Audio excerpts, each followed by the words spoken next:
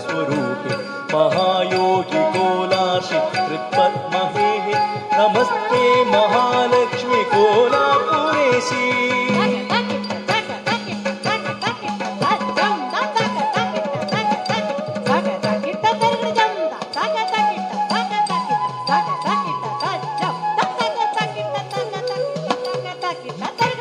नमः शङ्खचक्राभये विष्टहस्ते नमस्ते मृगे गौरि पद्मास्तनस्ते नमः स्वर्णवर्णे प्रसन्ने शरण्ये नमस्ते महालक्ष्मी कोलापुरेशी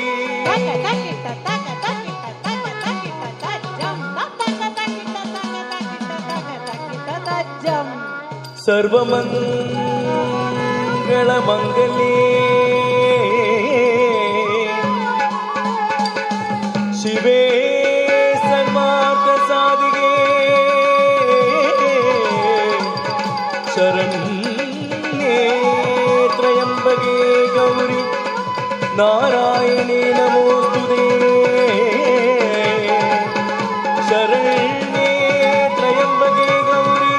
नारायणे नमोस्तुते शरण्ये त्र्यम्बके गौरि नारायणि नमो